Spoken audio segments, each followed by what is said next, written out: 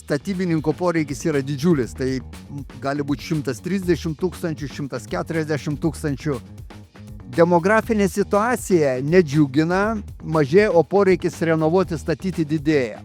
Mums reikia žmonių, nes jaunimas vilčių neduoda ir kad po 20 metų turėsim statybininkų, jų irgi nebus. Mes jau nebeturime teisės klysti, pridarėme sočiai klaidų įvairiose srityse. Žmonės skaitmenizuojasi, bet kartais tai daro nekokybiškai. Ir jeigu mes neteisinga padarom tą duomenų, kaip sakyt, tą vandenyną, tai mes paskui niekur jų nepritaikysim. Girdim iš tikrųjų iš savo potencialių užsakovų, ar tas išmanus namas negali išprotėti ir panašiai. Jie sako, mums gera architektūra, kokybiška architektūra yra per brangu. Norvegai.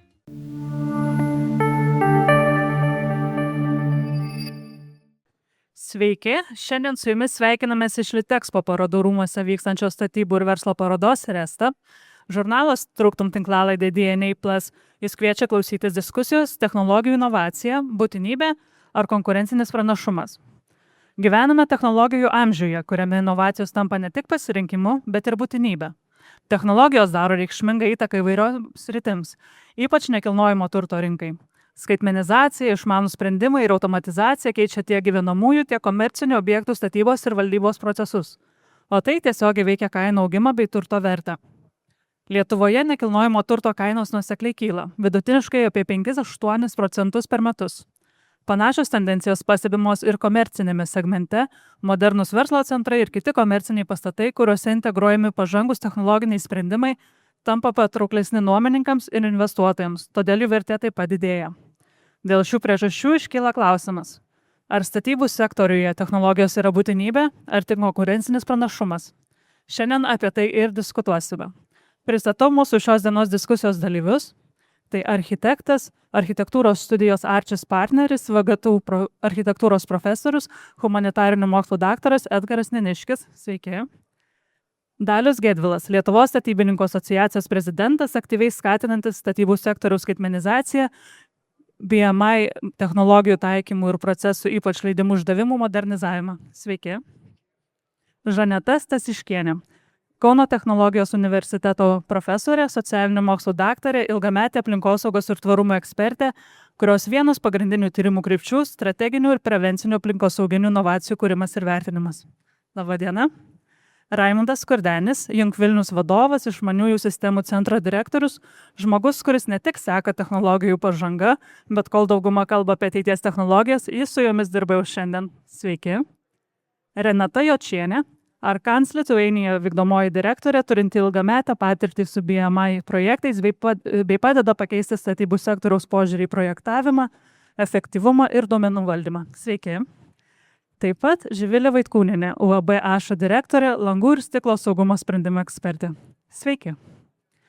Tai šiandien diskusiją norėčiau pradėti bendru klausimu visiems dalyviams. Tai ar technologijų inovacijos šiandien nekilnojamo turto rinkoje yra neišvengiamos, ar vis dar galima konkuruoti ir be jų?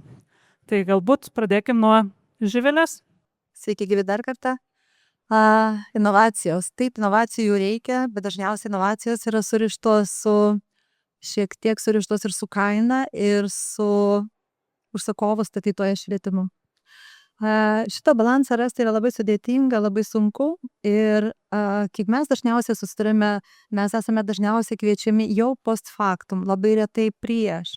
Ir post factum mes taisome tuos sprendinius, kurie būna nepagalvoti, sutaupyti ir visada tai kainuoja daug daugiau. Tačiau yra du skirtingi segmentai. Vienas segmentas yra statytojai, kuriems rūpa statyti kuo pigiau, kuo už mažesnę kainą.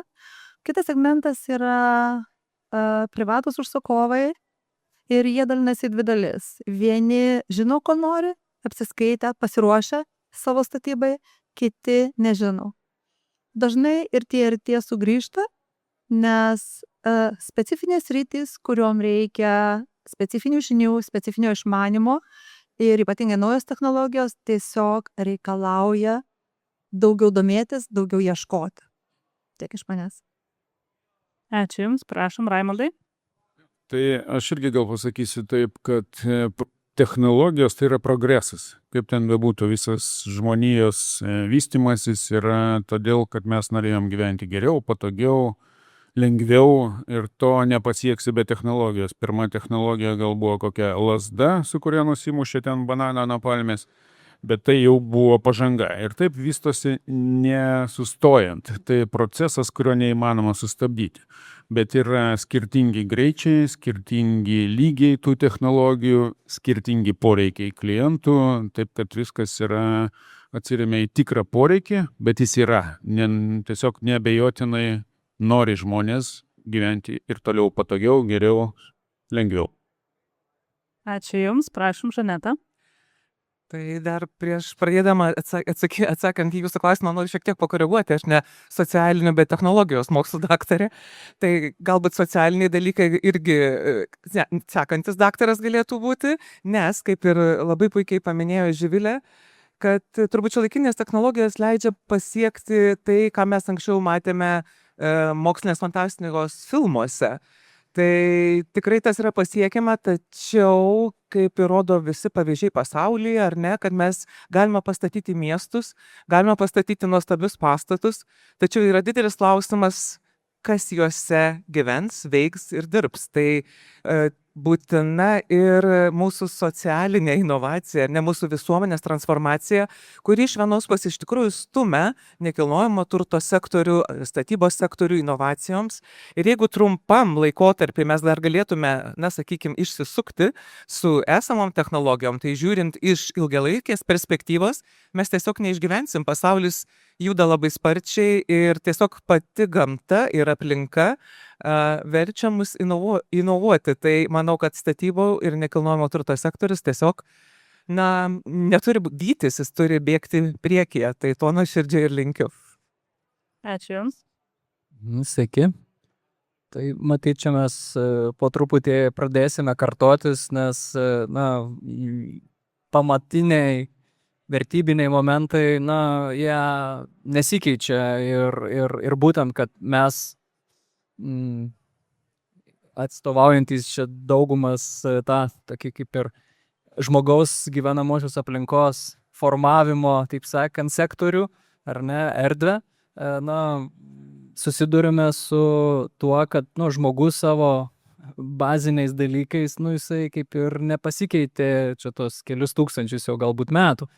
Ir baziniai dalykai, jie tiesiog yra tokie patys elementariausi atrodo, bet tos naujosios technologijos tiesiog leidžia mums tam tikrus dalykus pasiekti arba vėlgi grįžti prie tų pirmapradžių poreikių turėjimo lengviau, nes dabar trūksta žalių plotų, trūksta gryno oro, tai tos gerosios technologijos šiuolaikinės, galbūt tau sukurs kažkokią imitaciją žolyno, ar ne, arba jausi tau vandenyną kažkur Havajų, taip sakant, panosėje sukurs ir tu patirsi tuos pirmapradžius, pirminius dalykus, būdamas, nežinau, kažkur Lietuvoje, Litexpo, o tave nukels į kažkokius tokius pradinius momentus, kurių poreikis ir nesikeičia.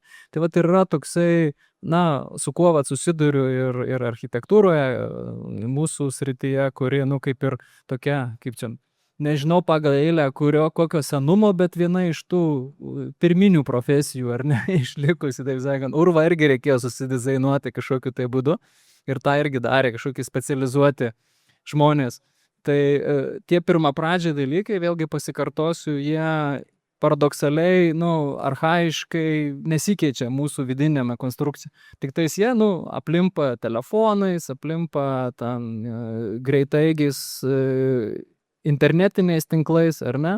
Bet vėlgi visą tą darome tik tam, kad, vėlgi pasijustumėme labai paprastai, laimingi, mylimi, saugus. Tokie dalykai, kaip būtų keista, iššaukia technologijas, nes mūsų daugėja, mes petimis trinamės, ne? Ir tam, kad būčiau saugesnis, man reikia kažkokių super technologijų. Bet vėlgi, kaip ir ten nuo meškų saugojomės užsiridendami uolą akmeniu, taip ir dabar ten super kameromis ir ten kažkokiais elektrošokais, to paties saugumo norime, ar ne? Tai va, žodžiu, tas tarp archaiškos ir visiškai technologiškos, žodžiu, ryšys, jisai paradoksalus, bet jisai yra. Ir sakau, mes savo projektuose tą patį matome, kad, tiesiog, kaip ir minėjo, čia daugiau būtent to išlikimo, prisitaikymo, darvinizmas, taip sakant, lemia technologijų būtinumą. Ačiū Jums. Sveiki. Tai aš pilnai noriu sutikti, kad pamatinės priežastys lieka tos pačios. Aš šitoje srityje jau 19 metų esu ir visi nori sutaupyti laiką darydami projektus, visi nori padaryti projektus kokybiškai ir visi nori iš to uždirbti. Taip, tai kadangi pamatiniai dalykai yra tie patys ir kadangi projektai šiais laikais ir didėja ir platėja, jie tampa tarptautiniai, didžiuliai projektai, ne tik Lietuvoje, bet ir mūsų projektuoti dirba ir visam pasaulyje, tai tos technologijos ir inovacijos yra neišvengiamos. Tai yra būtinybė, tai yra tai, kas veda mus į priekį, bet iš dalies irgi sutinku su pašnekovais, kad tai reikalauja ir investicijų, ir laiko, ir pastangų, ir pakeitimo smegenyse tam tikrų mygtukų, tam, kad žmonės galėtų prisitaikyti, veikti ir jos kartu labai palengvina viską, bet kartu reikia padaryti tą tokią, kaip čia, smegenyse šuolį tam tikrą. Tai tiek. Ačiū Jums. Iš tikrųjų, leisiu savo truputį klausimą performuluoti kitaip. Ar įmanoma egzistencija statybos sektoriaus netaikant inovacijas, nediegiant inovacijas? Tai manau, kad jeigu taip klausimas būtų suformuluotas, tai mes visi vieningi, kad egzistencinė būtinybė šiandieną statybos sektoriui diegti inovacijas, jas taikyti ir visose statinio gyvavimo ciklo etapuose privalo būti diegiamos inovacijos. Savo artimoje aplinkoje turiu žmonių ir šeimos susitikimuose bendraujam dviem temomis, tai medicina ir statyba. Ir kada diskutuojama apie inovacijas, tai medicinos srity paskelbus nepriklausomybę Lietuvoje gyvenimo amžiaus vidurkis buvo truputį virš 60 metų. Per 20 ar 30 metų evoliucionavo šitas visas procesas ir šiandieną gyvenimo trukmė Lietuvoje pailgėjo virš 80 metų. Ir kas tai lėmė? Tai lėmė inovacijos. Tai modernėja tyriamoji įranga, gydomoji įranga. Bet ar įmanoma visą šitą medicinos infrastruktūrą patalpinti nemoderniuose, nešiuolaikiškose statiniuose? Ar įmanoma šiandieną geopolitiniai tokioj situacijai turėti kažkokį saugumą, jeigu statiniai bus nemodernus? Manau, egzistencinė būtinybė investuoti į inovacijas yra ne tik tai statybos sektoriui, statybos pramoniai, bet visai valstybei. Taip, kad visi mes turbūt esame vieningi ir žiūrime vieną kryptimį. Kaip greitai, skubiai ir efektyviai diegti inovacijas, tam, kad nekiltų grėsmė mūsų egzistencijai. Tai manau, kad čia visi vieningi esame to klausimu. Ačiū Jums. Dabar norėčiau kreiptis į architektą. Tai architektė, pradėkim nuo pat pradžių, nuo projektavimo stadijos. Tai kokią dalį jūsų darbo užima technologijos, kaip jos keičia jūsų darbą ir apskritai ar keičia?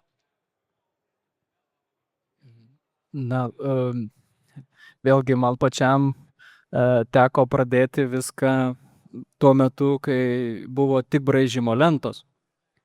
Tai, žodžiu, kaip ir visi turbūt dar atsimename laikus, kai buvo juostiniai magnetofonai, po to plokštelės, tada stebuklas kompaktiniai diskai, kurių dabar, neberasi, aš jau apie kasetės nešneku, ar ne, Walkmanus daug kas turėjome.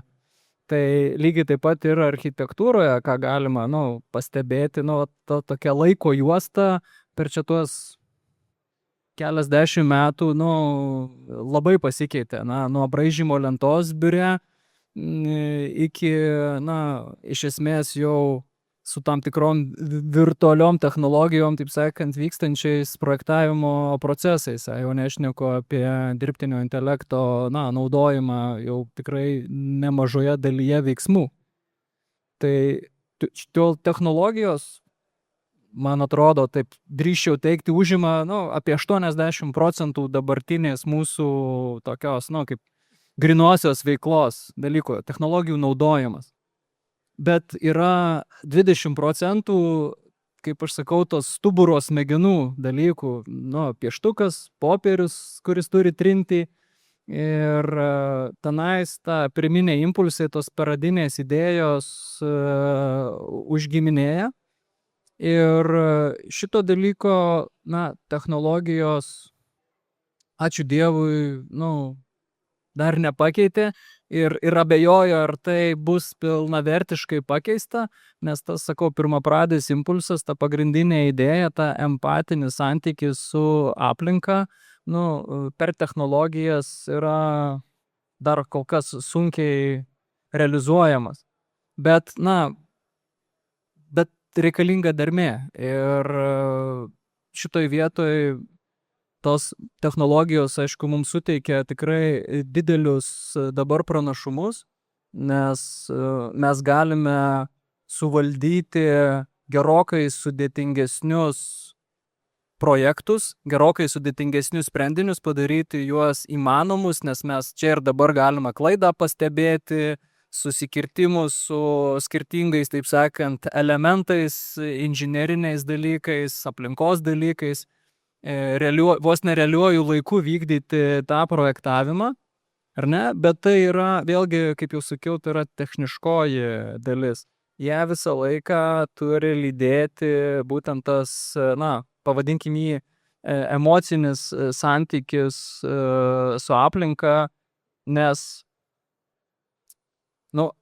aš abejoju, kad kas nors galėtų pakeisti, ta prasme, vizionierių, ar ne, arba tokį globalų mąstytoją, nes visi žinome tą aksiomą, kad atskirų dalių suma visada mažesnė už globalią, taip sakant, visumą.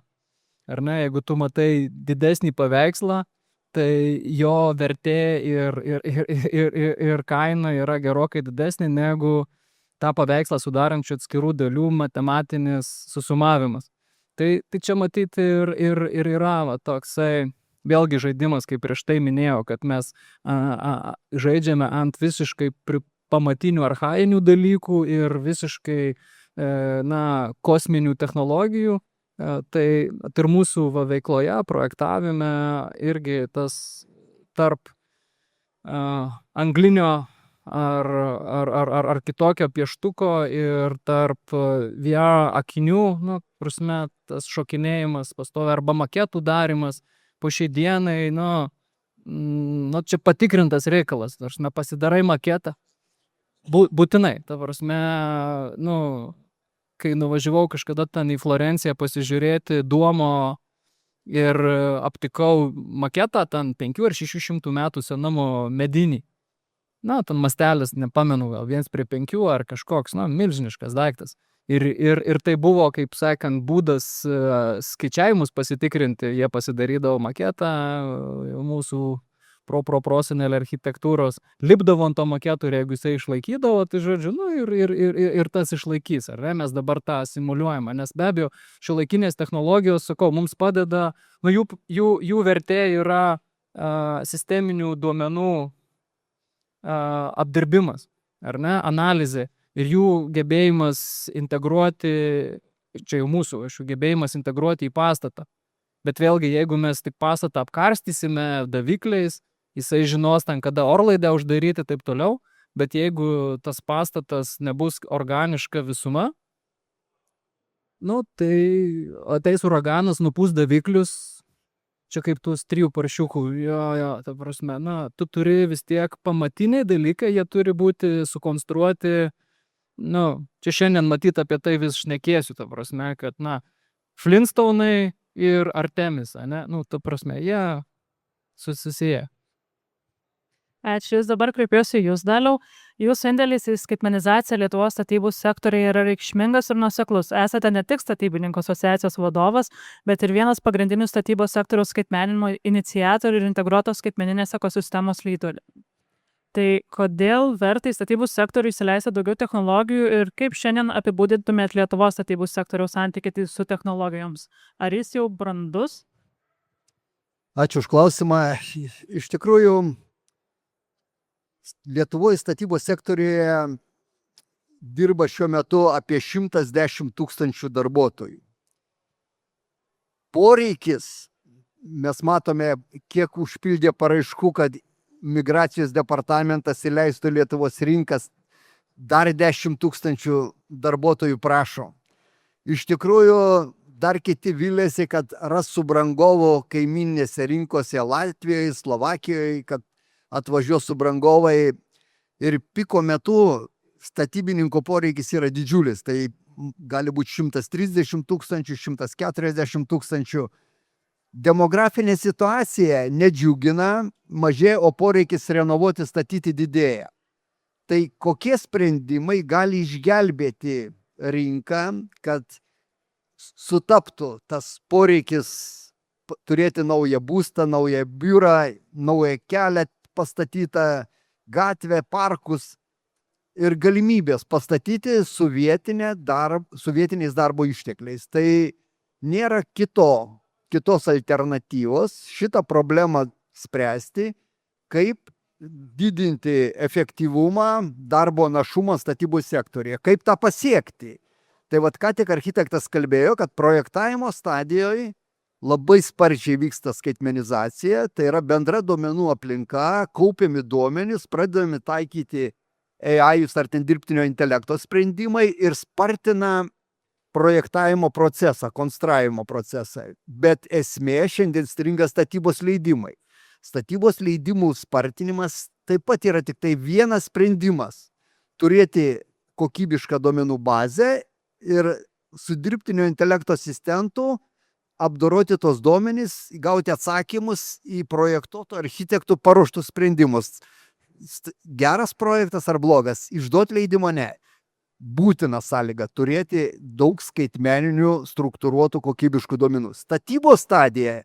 Atėjom į statybos stadiją, pradėjom kaupti statybos etapo duomenis, bet sėdi tvarios statybos, žalios statybos ekspertė, reikia daugybės duomenų įvertinti visą aplinką, statybos elementus, ar jie atitinka tvarumo, energetinių reikalavimų, žalumo reikalavimus, vėl reikalingi duomenys, bet tos duomenys apdoroti reikia taip pat turėti skaitmeninę duomenų visą bazę. Dabar žiūrėkime eksploatacinę stadiją. Tai visi mes labai daug keliaujame, labai daug važinėjame ir nėra abejonės, kad šiandien statiniai turi būti išmanus. Išmanumą sąlygoja, ant kiek mes skaitmenizuosime tos statinius, ant kiek sudėsime daviklių, ko gero, sensorių ir ant kiek galėsime patikėti statinio administravimą dirbtinio intelekto asistentui. Tai prielaida yra viena. Būtina turėti daugybę duomenų per visus statinio gyvenimo etapus ir jeigu tas audinys visas bus vienalytiai skaitmenizuotas kokybiškai, jeigu turėsime geometrijos duomenys skaitmenės, jeigu turėsime duomenys atskirais analitiniais formatais sudėliotos, nėra abejonės, kad mes našumą statybos sektorėje ženkliai pagerinsime ir šiandien skaičiuojame, kad maždaug vienas darbuotojas statybų sektoriui sukuria 6-7 tūkstančius per mėnesį tokią pridėtinę vertę. Tie, kurie yra išmanesni, kuria didesnė 10 000 kažkur tai eurų per mėnesį vertę, bet poreikis yra, kad šiandien jau turėtumėm apie 17 000 eurų vienam dirbančiajam statybos sektoriui. Tai ką mes turime daryti? Turime susitelkti ir žiūrėti vieną kryptim. Neleisti niekur daryti bereikalingų darbų, o viską paversti skaitmena. Tik tai vienas įsigelbėjimas ir šiandieną mano komunikacija su viešojo sektoriaus atstovais, su valstybės institucijų vadovais yra vienas tik tai, kaip sakyti, žodis skaitmenizuokime. Ir noriu tikrai, pasinaudoję šitą galimybę šiandieną bendrauti su šitą šaunę kompaniją, pasakyti, kad mes visi turbūt esame už tai, kad skaitmenizuoti, bet jeigu pažiūrėsime, ką padarome, tai reikia pažiūrėti, ar tikrai mes vien tik kalbame, kad reikia skaitmenizuoti, ar kažką darome. Tai siūlyčiau įvertinti savo padarytus darbus tą kryptimį ir nėra abejonės, kad sulauksime tikrai tos gerovės valstybės ir našumo statybos sektorioje visai kito, jeigu darysime tos darbus praktikoje. Ačiū Jums. Dabar Renata, Arkans Lithuania yra viena pagrindinių statybų sektoriaus skaitmenizavimo žaidėjų, dirbantis su BMI, projektavimo automatizavimu ir viso projekto gyvavimo ciklo skaitmeninimu. Tai kokias konkrečias problemas jūsų sprendimai pirmiausiai sprendžia statybos ir gamybos sektoriuose ir kokią tai įtaką daro projekto laikui, kokybei ir kainai? Taip, tai tie statybos sprendimai tai yra nuo iki. Tai yra nuo pačios pirminės idėjos, nuo to pieštuko pakeitimo iki jau rakto išdavimo. Tai yra įvairūs tie sprendimai, gali būti, labai daug yra gerų sprendimų jau sukurtų ir kur lengvai yra pritaikomi ir labai jie tokie ir paprasti ir nesudėtingi ir tikrai įmonės labai lengvai prie jų pereina, norint greitai, tarkim, ir efektyviai pagreitinti darbus arba tas pačias kolizijas patikrinti arba kiekius teisingus gauti. Tai čia ne problema, čia yra jau viskas, tai yra jau praeitas etapas. Aš manau, labai daug įmonių Lietuvoje tikrai yra pažengios ir implementavusios BIM technologijas pas savim procesuose. Bet labai didelis dalykas yra tas, kad žmonės skaitmenizuojasi, bet kartais tai daro nekokybiškai. Ir jeigu mes neteisinga padarom tą duomenų, kaip sakyt, tą vandenyną, tai mes paskui niekur jų nepritaikysim. Ir dirbtinis intelektas mums duos labai neteisingus rezultatus. Ir tada bus nusivylimas, o kągi čia dirbtinis intelektas sugalvojo ir ką mums čia padavė. Tai dėl to labai visą laiką stengiamės mokinti žmonės ir aiškinti, kaip reikia teisingai tuos BIM modelius kurti, kad juos galima būtų iš tikrųjų vėliau naudoti visuose statybos etapuose ir iki pat, kaip sakau, raktų išdavimo, iki priežiūros pastato. Nes jeigu mes pradedam jau kurti blogai, daryti blogai, tai aišku, niekur paskui tų duomenų ir nepanaudosim, nors turėsim labai gražų vaizdelį. Tikrai žmonės prigamina tų 3D vaizdelių, sukinėja, rodo, o ten iš tikrųjų yra tuščia juose. Tai va dėl to trūksta kartais to sąmoningumo įmonėse, bet po truputį tikrai tuo dirbam. Ir praeitą savaitę kaip tik buvau konferencijoj, Autodesk DevCon konferencijoj, kur aišku, kas antras žodis yra dirbtinis intelektas. Kiekvienam vos nepasisakėme viskas ir tai eina. Tai ne tik tai, kad į tuos asistentus, bet jau ir kalbama apie orchestrators, tai yra dar aukštesnio lygio AI-us vadovas, kuris ne tai, kad tau pataria, tau asistuoja, bet kartu jau jis ir valdo tus duomenis. Bet norint prie to prieiti ir tos lietuviškos įmonės tikrai, aš manau, tai gali padaryti, mes turim turėti gerus duomenis. Aš gal įsiterpsiu, kadangi šiek tiek susiduriu su BIM duomenim, su projektais. Iš tikrųjų yra šiek tiek parodomųjų dalykų. Tai yra, pasakot, tikrai padaro gražius 3D vaizdus, kurie iš išorės yra puikus, bet viduj yra labai mažai detalių arba tik pagrindinės. Dar jau gal išmoko su konstrukcijom kažkiek dirbti, bet, pavyzdžiui, su mūsų sritim, kur ten elektros dalis, aš čia neseniai turėjau tokią diskusiją su architektu, sako, tokie smulkmenos tie laidai, mes ir taip jos dapiešim, reiškiasi, o ten, kad jungiklė rozetė į BIM-ą įdėti projektą, labai mažai dar, aš apie Lietuvą kalbu. Tai kartais neišnaudojama ta galimybė. Iš tikrųjų, softai ir galimybės yra puikus, bet dar mes neįžengiam į tikrąją tą erą. Ačiū Jums. Profesorė, kalbant apie statybų sektorių ir miestų plėtrą, žinoma, kad tai kelia didelę taršą, palieka didelį CO2 pėdsaką. Dėl to ir imamas įvairių priemonių bei ieškoma naujų būdų, kaip kuo įmanoma daugiau sumažinti tą negatyvų poveikį aplinkai. Tai kaip Jūs manot, kurios inovacijos šiandien turi didžiausią potencialą tai padaryti? Šiaip tai dar norėčiau akcentuoti, kad mes visi vienodai suprastume žodį tvarumas. Nes tvarumas nelygu aplinkosauga, toli gražu. Tvarumas tai yra ir ekonomika, ir technologijos, ir socialinė dedamoji. Būtent tvarumo sąvoka jinai labai šauniai evoliucionavo. Jeigu angliškoji versija sustainability, jinai kaip atsirado, taip ir buvo, tai lietuviškam variante pirmiausia buvo subalansuotas vystymas, paskui ten darnus, tvarus, plėtra ir panašiai. Tai kažkur kaip ieškom sprendimų, ar ne, pasimeta ir atrodo, kad tas tvarumas tai numetamas tik aplinkosaugininkams. Ir čia mes turim tą bėdą ir mūsų aukštesnioje valdžioje, ar ne, kur klimato kaita nukabinta aplinkos ministerijai, nors aišku, poveikis yra, galima perduoti visoms ministerijoms, kurios yra Lietuvoje, o atsakinga padaryti, nesiprašau, premjerą. Tai kalbant apie visas technologijos, kurios yra, tai ar galima pasakyti, kad ne apskritai yra kažkokia geriausia? Turbūt sunku, kiekvienas matys iš savo kampo ir mes ieškotume to viduriuko ir turbūt dažnai kaip piešiame tą vėjų rožę, ar ne? Kažkur technologijos, kažkur ekonomika, kažkur socialiniai dalykai. Tai būtent ta technologija, kuri tenkina daugiausiai sumoje visus, tai ir bus ta, kuri tuo metu yra tinkama. Tik mes turime labai didelę dinamiką pačiose technologijose. Ir visai neseniai, birželio mėnesį, man teko būti MIT, Massachusetts Institute of Technology, Jungtinėse Amerikos valstijose. Ir čia mes daugiau šnekam apie skaitmenizavimą, apie teisingai, kaip sakyt, tą promptą, kurį mes pateikiam dirbtiniam intelektui, tas promptas priklauso nuo mūsų kaip žmonių supratimo ir nuo mūsų ambicijos, nuo mūsų idėjos, kur mes vystome tą technologiją. Ir būtent dėl ko aš paminėjau MIT, jie turi labai didelę ambiciją sukurti skaitmeninį žemės modelį. Tai yra, noriu pasakyti, kad mes jau nebeturime teisės klysti, pridarėme sočiai klaidų įvairiose srityse, ir technologinėse, ir valdymo, ir socialinės, ir panašiai.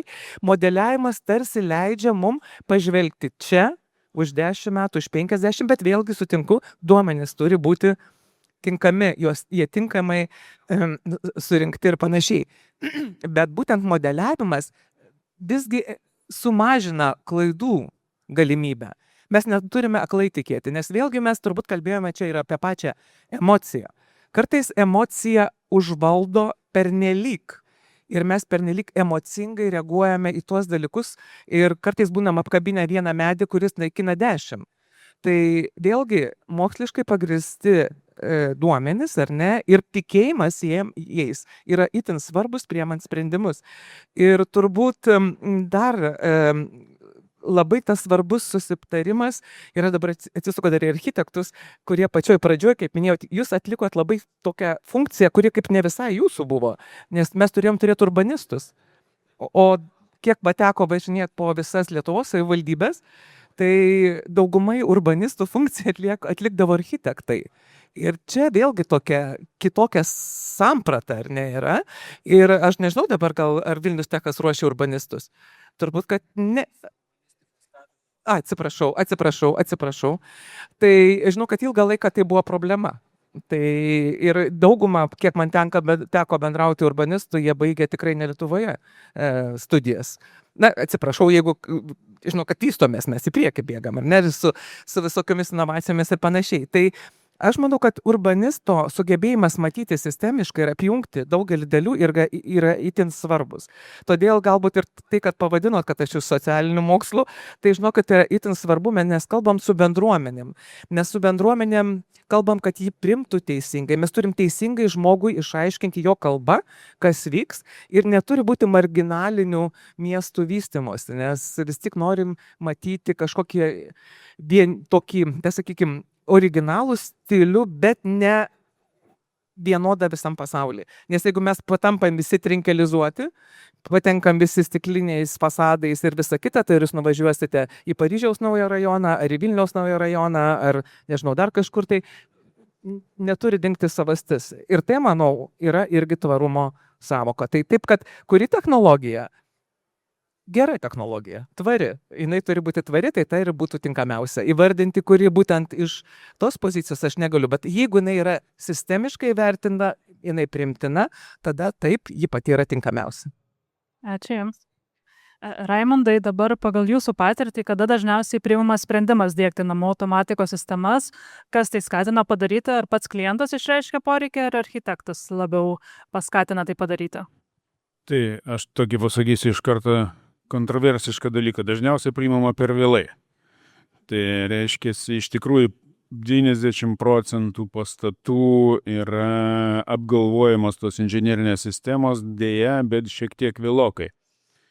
Tai kuo anksčiau apie tai pradėsim galvoti ir jas diegti, tai bus žymiai tvariau, pigiau, lengviau, viskas paprasčiau. Taip architektų čianai rolė yra labai didelė, nes jie pirmieji bendrauja su klientu, pažįsta jo norus, svajonės galbūt. Ir čia labai didelė ta rolė ir labai jį priklauso nuo to, ar architektas turėjo teigiamą jau patirtį su tom išmaniom technologijom ar nelabai, nes rinkoje dėja yra ir kokybiškų, ir nekokybiškų sprendimų. Tai kas jau įvaldo jas, tai paprastai diegia visuose savo objektuose, bet paprastai, kaip čia mes ne vienas kalbėjom, tai nėra pigu. Tai atitinkamai turi būti neperkemštas namas ar pastatas tom technologijom, turi būti atsižvelgiama į realų poreikį. Mes turim segmentus tiek ekonominį, tiek vidutinį, tiek prestižinį ir poreikiai yra visiškai skirtingi. Tai ir tas noras tų technologijų ar galimybės ateina skirtingų laikų ir skirtingų lygių. Visiems technologijos padeda, bet viskas tai turėtų būti racionalu. Šiai dienai visi naujieji pastatai yra su kažkokio tai valdymo sistema, ypač visuomeniniai, nes be to neįmanoma pasiekti norimų parametrų. Bet labai dažnai tos sistemos neveikia kartu. Čia buvo kalba iš architekto pusės, kad skirtingi dalykai sudėti į vieną visumą turėti duoti pliusą, didesnį efektą. Dėja dažnai matoma, kai kurios sistemos yra įjungtos į tai vėliau, per vėlai ir efekto nėra. Arba jis yra netoks, kokį būtų galima išgauti. Tai tikrai labai svarbu apie tai pagalvoti, kuo anksčiau. Čia yra svarbiausia. Ačiū Jums. Tęsiant namų automatikos temą, tai turbūt dažnas žmogus nepagalvotų, kad stiklo plėvelės taip pat gali būti kaip vienas iš namų automatikos sprendimų. Tai Živilė, kokiu tipu projektuose elektra valdomas plėvelės šiandien pritaikomas dažniausiai? Biurose, gydymo įstaigose, viešbučiuose ar gyvenamosiuose būstuose ir ar šios plėvelės šiandien realiai integruojamos į bendras smart home sistemas? O aš gal žingsnį atgal. Tai pirmą klausimą užduotą statybininkų asociacijos vadovui ir statybininkų vadui. Mes su savo patirtim 30 metų labai dažnai esame arčiausiai vartotojo ir esame tarp to status quo, tarp praeities, kai buvo žinoma įprasta ir taip toliau, ir tarp to būsimo ateities modeliavimo, kaip minėjo gerbiama profesorė. Nes naujos technologijos ir jų naudojimas gali būti iššauktas ne tik dėl to, kad mums reikia efektyviau, greičiau, kad padaryti daugiau, kad kainuotų pigiau, kad aplamai padarytume, bet iššaukiamos yra situacijos pokyčių, aplinkos pokyčių. Pavyzdžiui, šilantis klimatas. Tai, kas buvo prieš 100, nėra dabar. Tai, kas buvo prieš 30 metų, nėra dabar. Ši žiema viena šalta nėra išskirtinė tuo, kad mes grįžome ir nėra klimato kaitos, jinai tiesiog yra viena iš klimato kaitos pokyčių. Jeigu mes imtume situaciją globaliai, karas, kiek metų mes gyvenome ramiai čia Lietuvoje, Europoje, nuo 45 metų, ko gero mes visi jautėmės saugus, daugiau ar mažiau. Pirmieji laisvos Lietuvos nepriklausomybės metai mums davė tam tikrą įtampą dėl to, kad galbūt neįlys vagis pro langą ar dar kažkas, diktavo vienus poreikius. Dabar yra kita nesaugumo situacija, kai karas yra visiškai netoli mūsų, Rusija 64 km, sakysime, nuo to miesto, kur mes dirbame, nuo Vilniaus, irgi netoli Baltarusija.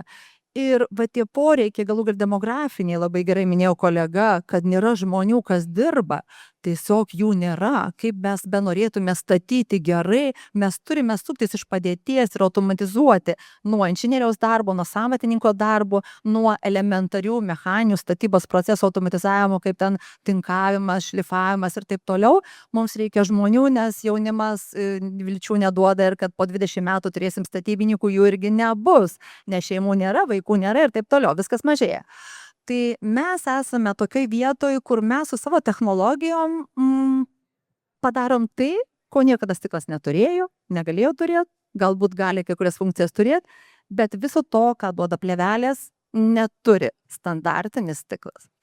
Tai dabar grįžtant prie elektra valdomų plėvelių, čia kaip ir buvo kurį laiką naujiena, bet tai jau irgi darosi kasdiena. Taip, tai yra technologija, kurią galima integruoti ir namų sistemas, bet dažniausiai tai nebus susijęs su šilumos, energetinio efektyvumo pastato, energetinio naudingumo didinimo. Tai daugiau yra komfortas žmogui tada, kada jis nori, tai yra daugiau privatumas arba neprivatumas ir vis tiek tai mes neįjungsime tuo jungikliu arba jis nebus įjungta iš anksto, o tada, kada mes ateisime. Ir gal daugiau, sakysime, kalbant apie technologijas, apie technologijų poreikį ir tą žmogaus inicijuotą poreikį technologijom, nes viena yra pusė statybininkai projektuotojai, kad būtų greičiau, kita pusė technologijų stumimo į priekį ir naudojimo yra tiesiog žmogus. Žmogus, kuris nori patogiau, greičiau, kad jo namas pristaikytų prie šylančio klimato, pristaikytų prie geopolitinės situacijos ir žmogus, galutinis užsakovas, irgi dažnai būna tas, kuris inicijuoja ir stumia technologijas į priekį. Ačiū Jums. Aš beje esu naudotojas tų išmanių plėvelių, 6 metus vieni iš pirmųjų mes turim ofise, tai tada pradžioje tai buvo egzotika ir tai darė tik inovatoriai, tai yra visiems darė įspūdį tokį, tokiom akimis išeidavo nuo tos plėvelių pasižiūrėję, dabar tai yra kasdienybė, ne visai kasdienybė, bet daugeliu, tai technologijos, jos turi tokią savybę, iš pradžių jas vartoja inovatoriai, o vėliau tai tampa kasdienybė, jeigu jos prigyja. Ačiū Jums. Daliau, jūs jau pradėjote temą apie tai, kaip Lietuvos statybų sektorius yra pasirengęs diegti technologijas. Tai kokioje stadijoje šiuo metu yra skaitmeninės ekosistemos plėtra Lietuvoje ir kur jis stringa? Šiandieną iš tikrųjų mes ką tik minime, kad duomenų kokybė. Tai klausimas yra, kaip struktūrą duomenų sudėti, ar ta data lake, ar tas duomenų ežeras turi būti be jokios struktūros sudėtas ir jau turėsime daug užduočių tam dirbtinio intelekto programėlėje paklausti, kurie čia duomenys teisingi, ar vis dėlto turime naudotis, pavyzdžiui, Building Smart Aljanso kūrimais standartais ir pagal jos kurti duomenų tas struktūras. Šiandieną priklauso labai daug statybos sektoriaus kokybės sprendimo arba greitis statybų arba, sakysime, estetika statybos nuo to, kaip statybininkai teisingai sudeda tos duomenys į tam skirtas laikmenas ir kaip pasiima, kokius duomenys pasiima. Tai duomenų struktūrų kokybės klausimas, jis yra ne tik tai versle, ne tik tai ten, kur vyksta elementų statybos gamyba, kur statybos elementai sudedami statybos aikštelėje į tam tikrą statinį, bet duomenų struktūra yra klausimas ir valstybės institucijose. Jeigu šiandien pasižiūrėsime ministerijas, tai kiek dubliuojasi duomenų. Ir duomenų agentūra, valstybės duomenų agentūra turi didžiulį iššūkį surinkti tos duomenis ir klasifikatoriai, kurie taikomi duomenims, jie skiriasi. Pavyzdžiui, statybos klasifikatorius, mes turime aplinkos ministerijoje patvirtintą, aplinkos ministro patvirtintą vadinamą NSICA, nacionalinį statybos duomenų klasifikatorių. Bet jeigu pažiūrėsime registrų centre, įsitrauksime savo duomenis iš registrų centro, ten visai kiti. Jeigu nueisime į ekonomikos ministeriją, dar kiti. Jeigu nueisime į valstybės duomenų agentūrą, klasifikatoriai skirtingi. Tai duomenų kokybė, duomenų struktūros tvarka, švara duomenų priklauso nuo to, ar mes sugebėme sukurti tą semantinį modelį, kaip tie duomenys, kokiu klasifikatorium, kokiais pjūviais turėtų būti kaupiami. Ir jeigu mes šiandien pabandome integruoti atskiras sistemas, mes, pavyzdžiui, statybininkų asociacijoje ir skaitmenės statybos bendruomenėje, mes susidūrėme su tokiu iššūkiu. Pavyzdžiui, daugybė valstybės registrų ir norint turėti kažkokią ekosistemą, bendrą viziją ir panaudoti skaitmenius duomenis, pamatėme, kad reikia 27 registrus ištyrinėti ir išjudinti duomenis. Tada pažiūrėjome, koks klasifikatorius kiekvienam registrui taikomas, kaip dažnai tie duomenys atnaujinami tame registre ir dar ar tie duomenys kainuoja, kokiais formatais tie duomenys guli. Ir ant galo susidūrėme su tokiu vienu, kaip čia, klausimu, kuris sarkastiškas ir visi tyrėme, aiškinomės dėl tų duomenų. Ir vienas yra toksai registras, pavyzdžiui, neveiksnių asmenų registras. Ir tada iškyla klausimas, kad jeigu kažkuris direktorius bendrovės padarė klaidą, pradedi dėl jo klaidos bylinėtis, paaiškėja, kad esi pats kaltas, nepasitikrinai, ar tas asmuo yra veiksnus ar neįtrauktas į tą neveiksnių asmenų registrą. Ir tada aš kolegų juoko formą, aišku, klausiu, ar mes visi čia esame veiksnus. Nes pasirodo, reikia žiūrėti panoraminį vaizdą tų duomenų labai plačiai, reikia tirti duomenis labai giliai ir duomenų analitika ir matematiniai modeliai yra labai sudėtingi ir statybos sektoriui yra labai svarbu, kad struktūruotai duomenis laikytų ir valstybės institucijos, atskiros ministerijos, departamentai, kad visas valstybės duomenų srautas turėtų vieningą klasifikavimo sistemą ir kad galėtumėm šiandieną susikalbėti, nes mes galime kurti ir dabar kuria registrus, kur, pavyzdžiui, yra teisės aktas, kad negalima kurti registro, nepadarius prieš tai galimybės studijos ir neatsakius į klausimą, ar tas registras reikalingas ar nesidubliuos.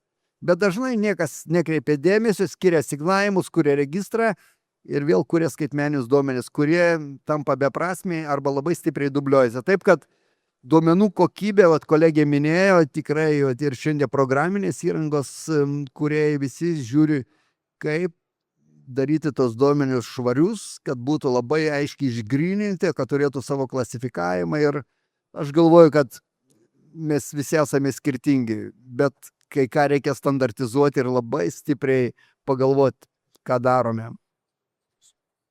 Aš kaip tik noriu čia pridėti apie klasifikatorių, nes čia labai įdomi tema, nuo kurios irgi prie jos norėjau irgi ateiti, kad kągi gavo, tarkim, kaip ir su Ansiku, projektuotojai gavo klasifikatorių, o kaip jį panaudoti, kaip greitai, kaip automatizuoti tą klasifikavimą savo projektuose. Tai mes sukūrėm specialų sprendimą, grinai jau mes pamatę, kad tikrai žmonės turi tų problemų, mes sukūrėm specialų sprendimą. Ir ką jūs galvojat, lietuviai jo nenaudoja kažkodėl. Labai daug naudoja kitų šalių, nes mes pritaikėm tą klasifikavimo sistemą, automatizavimo sistemą ir kitom šalim, ir OmniClass ir UniClass, kad galėtum bet kokią klasifikavimo sistemą naudoti. Pilna tų vartotojų skirtingose šalyse, Skandinavijos šalyse ypač, lietuviai kažkaip, tai aš nežinau, dar gal pribręs, gal dar pribręs. Netgi mes pirmieji panaudojam dirbtinio intelekto technologiją būtent prieš porą metų, kad suklasifikuoti automatiškai, kad pasitelkti dirbtinį intelektą klasifikuojant. Tai bet kažkaip, nežinau, kur reikia kažkokio tai didesnio postūmio. Renata, tai tuomet ir tęskime apie geruosius pavyzdžius. Tai kokie didžiausi efektyvumo rodikliai ir kaštų sumažėjimai yra pasiekę jūsų klientai būtent dėl teisingų ir gerų duomenų atrinkimo? Labai sudėtingas, iš tikrųjų čia yra klausimas dėl to, kad labai skirtingose poreikiuose, skirtingose etapuose skirtingai. Bet aišku, jeigu jau perina nuo labai žemos technologijos prie aukštesnės, tarkim, elementariai nuo AutoCAD prie Revito, tai didžiulis šuolis. Iš karto didžiulis šuolis ir tai yra nepaskaičiuojamai didžiulė nauda, kai tu perini prie technologijų, kurios yra inovatyvios ir dar plus, jeigu teisingai jas naudoji, va čia yra labai svarbus momentas, jeigu teisingai naudoji, tai yra tiesiog nuostabu. Bet kartais įmonėm to neužtenka, kartais reikia panaudoti kažką tokio dar specializuoto arba kažką dar pritaikyti. Nu, pavyzdžiui, tarkim, doką, ane, klojinių. Tai nėra tiesiog kaip sienai, durim, ten kažkam galima padaryti tikrai ir brėžinius, ir automatizuoti, ir viską tą gauti, skaitmenizuoti, bet tai yra specifiniai klojiniai, įsivaizduokit, kokius doką naudoja, tai yra sudėtingos labai sistemos. Tai, ką mes padarėm, mes suprogramavom būtent jiem, ne tik tai jiem, bet aišku, pritaikėm vieną iš savo, tarkim, produktų, kurį mes esam pasidarę, kad jie galėtų išnaudoti būtent BIMIS technologijas ir kad ir brėžinius gautų automatiškai, ir detalės sudėtų automatiškai. Tai va, yra labai daug tokių dalykų, kaip ir kiekvienas žmogus yra unikalus, taip ir kiekviena įmonė kartais turi tokius savo specializuotų poreikių, kaip tą efektyvumą pasiekti daugiausiai. Nes integruojant, tarkim, kažkokį vieną sprendimą, kartais, žinot, kaip produktyvumas jisai pakyla, bet vėl tada jisai sustoja kažkurio momentu ir vėl tada kažkokio reikia vėl įskiepio tam, kad vėl tas produktyvumas pašoktų, taip? Tai vat, kai perina prie vienos technologijos iš kitos, tai žinoma, tas produktyvumas pašoka, bet vėl tada kažkokia tokia stagnacija ir vėl kažko reikia tokio, kad būtent pasiekti tą produktyvumą.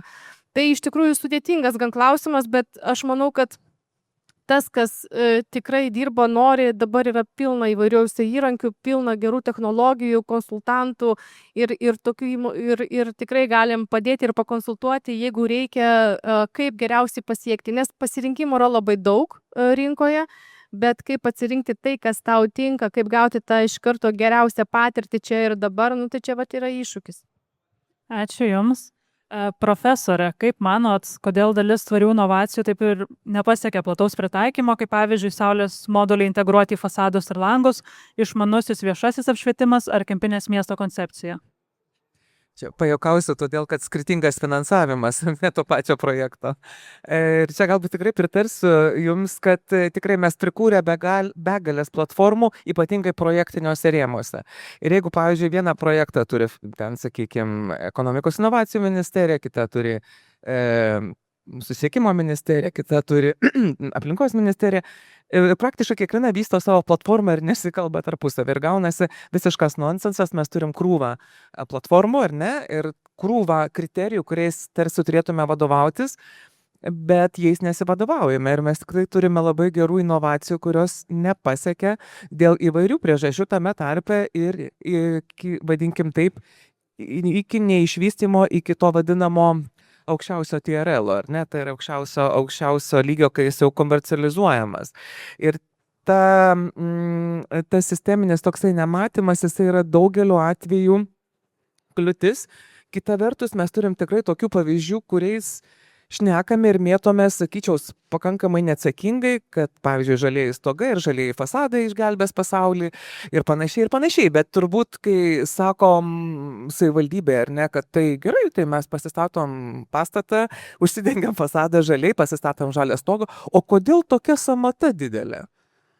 Ir tada žmonės visiškai nesupranta, sakykime, ar ne, kad žaliasis stogas arba žaliasis fasadas tai nėra tik tai, ką mes matom išoriai. Tai yra konstruktyvas, tai yra priežiūra, eksploatacija ir panašiai. Yra daug itin sudėtingų dalykų, o pas mus atrodo žolę pasėjai ir kaip ir viskas tvarkoje. Tai tarsi tas visuomenės ir edukavimas, supratimas, galų gale net ir pačių medžių sodinimas, ar ne, aplink pastatą, jie irgi turi savo labai didelį poveikį, paskui mes baisiai pergyvenam, ar ne, kodėl tas arba medis nudžiuvo, arba išvertė pastato pamatą, todėl kad jo šaknis tenai nuėjo, arba pastatas yra tamsus ir tas medis nudžiuvo, nes kai yra karštis, yra absorpcija ir panašiai.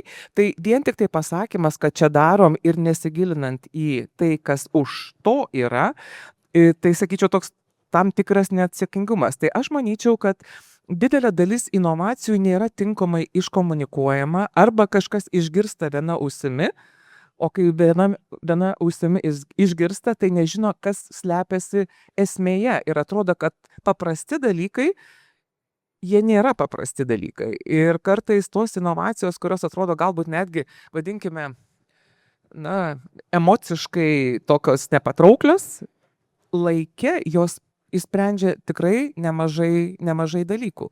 Tai aš manau, kad kalbėjimasis, komunikacija ir aiškinimas vienų ar kitų dalykų, jis pakeičia požiūrį tiek to užsakovo, kuris užsisako projektą ir vyksta diskusija tarp statybos vadovo, tarp architekto, tarp urbanisto, tarp visų kitų paslaugų teikėjų.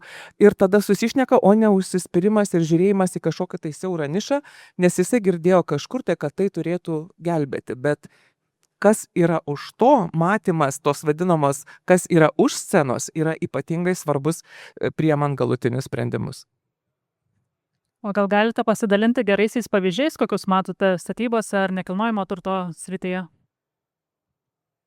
Aš manau, kad mes turime tų pavyzdžių, kai vyksta gera komunikacija. Gal jūs turbūt turėtumėt geresnių, tokių naujesnių pavyzdžių, ar ne? Nes vėlgi, jūs paminėjot, kad lietuviai pakankamai unikalūs, ar ne? Yra, tai žinokit, unikalūs mes esam, kadangi labai didelė dalimi, gal statybos sektorė ir ne taip, tačiau kviečiamės iš užsienio. O mes, kaip ekspertai, važiuojame į užsienį, ar ne? Tai galvojam, gal kažkaip susiderinam tuos srautus, nes tikrai aš manau, kad ir Vilnius Tech, ir KTU, ir visi kiti tikrai gali savo kompetencijas pilnai realizuoti savo šalyje, o neieškoti pranašų kažkur tai toli, nes tikrai ta tokia tendencija yra ir taip atrodo pakankamai keista, kodėl mane kviečia Šveicarija, bet nekviečia, pavyzdžiui, Vilnius, ar ne? Ir panašiai. Tai ne veltui lietuviai turi tą patarlę, kad savo krašte pranašų nebūsi. Tai tas yra mūsų kraujyje.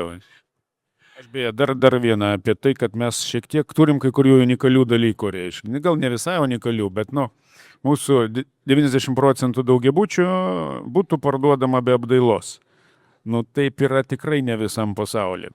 Ir čia yra tam tikra bėda, kur neleidžia dalies technologijų įdiegti į tuos daugiabučius, nes neleidžia jų atpiginti. Jeigu tai būtų diegiama į visus butus automatiškai, bent dalis tų technologijos būtų 3-4 kartus pigesnės, negu kai reikia žmogui į vieną individualų būdą įdiegti. Čia aš kalbu daugiau iš savo pusės, tuos išmanius namus, bet būtent tie pavyzdžiai, tuose šalyse, kuriuose yra su apdailai daugiabučiai, leidžia ten įdiegti žymiai pažangesnės technologijas, nes tas mastas atpigina tas technologijas vartotojai, bet ta tradicija, kad įsirengsiu pats, nėra matyt labai pažangi.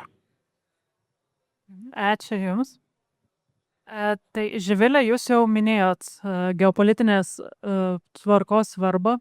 Ir jūs su savo technologijom jau irgi atliepėt į dabartinę pasaulio situaciją ir pristatėt naują inovaciją. Tai yra plėvelės, kurios apsaugotų stiklus nuo dužimo, sprogimo atveju. Tai kaip veikia šitos plėvelės, ar jau jaučiat paklausą ir gal galite papasakoti plačiau apie patį veikimo principą? Taip, aš būtent kalbėdama apie šitą apsaugą nuo sprogimo norėčiau pradėti nuo vieno statybininko skambučio, nesakysiu iš kokio miesto, skambina ir klausia, tai jūs turit plėvelę, kuri apsaugo nuo sprogimo. Ky. Taip, sakau, mes tikrai turime, o kodėl jūs juokiatės?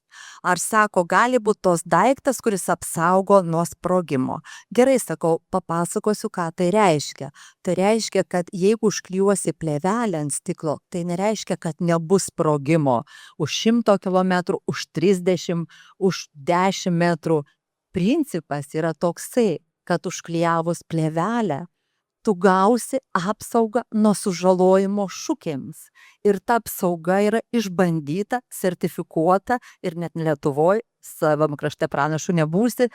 Ir tada tu esi ramus, kad tu žinai, pasidarė tai, ką tu galėjai, ir tai yra įrodyta ir naudojama kitose šalyse jau 40 metų. Ir tada tas statybininkas jau nebekikeno ir pasakė vieną frazę: visi čia pinigus plauna. Neturėjau komentaro, bet buvo labai įdomu lankytis konferencijoje priedangų tema ir tas rajonas, iš kurio buvo statybininkas, neminėsiu, pagal priedangų įrengimą vienam gyventojui buvo paskutinėje vietoje. Tai aš noriu pasakyti, kad labai daug reiškia technologijos, labai daug. mes turim, jie turi, mes visi turim. Bet labai daug yra kiekvieno galvoje. Aš noriu tos technologijos, aš pripažįstu tai, kas yra, ir tai yra apčiuopiama, tai yra su dokumentais, su sertifikatais, ir aš pripažįstu tai ar ne. Tai čia tokia smagioji dalis. O taip mes įrengiame, nuo praeitų metų dirbame su visuomenės paskirties pastatais, mokyklom, ligoninėm, teatrais, muzikos mokyklom. Tai nėra naujiena pasaulyje, taip, mūsų gamintojas yra vienintelis, kuris turi pilnai sertifikuotą sistemą, ir kai mes kalbam plėvelė ant stiklo, apsauga nuo sprogimo, tai yra tik pirmas žingsnis. Sekantis žingsniai yra specialus tvirtinimas su rėmu, kai yra plėvelė pririšama prie rėmo, jeigu leidžia konstrukcija, skirtingais būdais. Tai gali būti plastikas, tai gali būti metalo profilis, kai kuriem projektam naudojamos virvės gaudyklės, tai yra pats populiariausias variantas Lietuvoje, kadangi dažniausia tai nėra platus rėmas, kuris turi petį, ant kurio galima paguldyti kitas konstrukcijas, ir šioje srityje mes aktyviai dirbame nuo praeitų metų rugpjūčio ir statybininkai dabar pas mus užsako. Tai va tiek. Ačiū Jums. Architektė, ar technologijos padeda kurti tvaresnę architektūrą, ar kartais galbūt tai tampa tik papildomų sluoksnių, kuris realios naudos neatneša?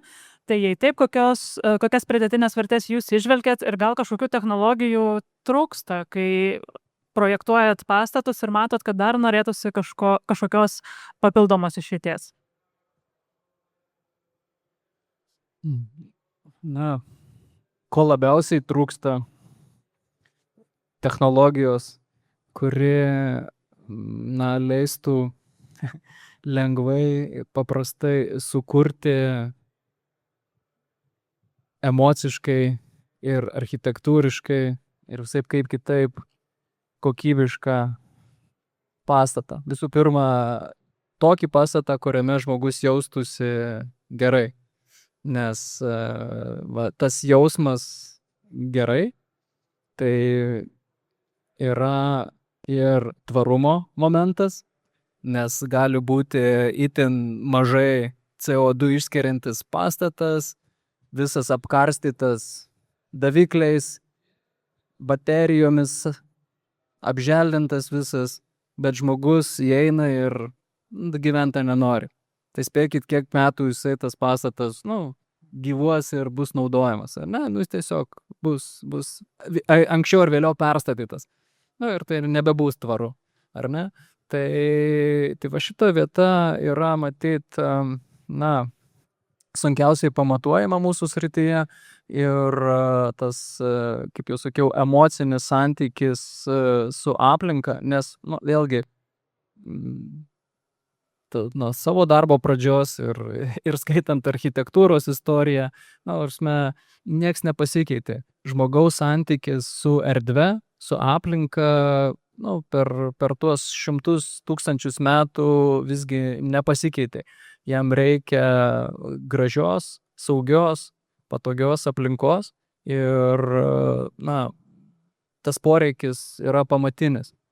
Aišku, šiuolaikinės technologijos, kokią jūs, pridėtinę projektavime vertę, dabar jau duoda, ar ne, jeigu kalbėti apie, ne minusus, bet apie tuos pranašumus, tai visų pirma, kaip jau ir pradėtas, čia buvo pokalbis apie visumingumą, ir aš kalbėjau, ir visi turbūt apie tai užsimename, kad, reikėjo gal pradėti frazę tokia smart ir wise. Ar ne? Jeigu vis išversti tai, prasme, protingas ir išmintingas. Tai mes turime daug protingų sistemų, prasme, protingų namų turime, yra protingi miestai, smart cities, ar ne? Bet smart tai ne wise. Tai prasme, o mums reikia, norint suvaldyti dalykus, ar ne, ir vėlgi kalbame, neteisingi sąrašai, neteisingi duomenys, neteisingai sudėlioti, technologijų tikrai turim, ta prasme, turime visi čia išmanių laikrodžių, telefonų, kompiuterių, bet tai prasme, galima, pavyzdžiui, su iPhone'u kasti smėlį Palangos pliaže. Labai geras, plokštuma yra, gali kasti, ar ne, ta prasme. Bet ar tai yra wise, nežinau, ar tai yra išmintinga, ar ne? yra pigesnių būdų tą daryti. Tai va šitoj vietoj tos šiuolaikinės technologijos, jos būtent padedančios apdirbti didžiulę dalį duomenų, pasaulinis MIT modelis, pasaulio modelis, miestų sistemos modeliai, jų turėjimas, taip sakant, vienoje vietoje tikrai padeda priimti teisingesnius sprendinius. Bet kad tu turi vėlgi daug prietaisų, daug išmanių daiktų, tai nereiškia, kad tu priimsi protingus sprendimus, nes tau reikia, būtent tos aiškios vizijos, aiškios ambicijos, ar ne, kodėl ir kam aš tai darau. Mes visi dirbame, architektai ir nekilnojamo turto sektoriaus žmonės, žmogaus aplinkos formavimai. Žmogaus aplinką formuojame. Ir iš esmės, iš čia ir ateina tos užduotys, tie globalūs, taip sakant, požiūriai į tai, ką reikia ir kaip reikia daryti. Tvarsime, reikia teisingais įrankiais, teisingus dalykus daryti.